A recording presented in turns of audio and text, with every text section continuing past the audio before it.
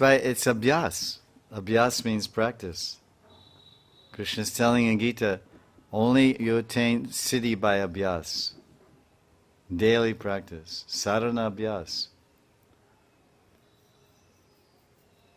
When, after some time, when one is chanting, it's a very nice experience. One chants, he gets many things, nice things happen. Because what we've found, since I'm in India 32 years, mostly I'm reading Leela Granth. Leela Granth. Asikaliya Leela Granths since 30 years. And hearing. And so reading and hearing. And then when chanting japa, then I think, anytime, whatever time I'm chanting, then I think, this is... And because I also have my pranali, I have my sarup, and so it gives some introduction there also.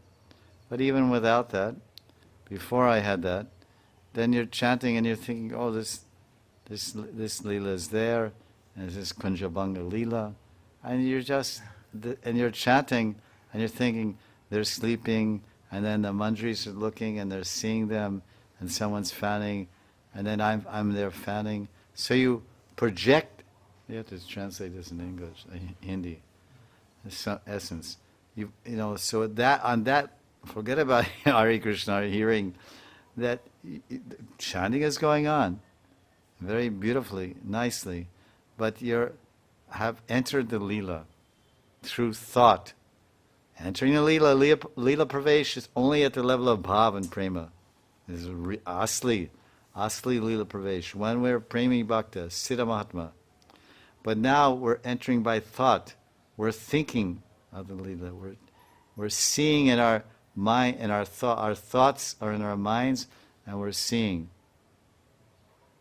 We're thinking the Leela. The kunj is there, and the flower bed is there, and there's a nice flower fan, and I'm pulling, and there's nice breeze, and Radha and Krishna, how are they feeling?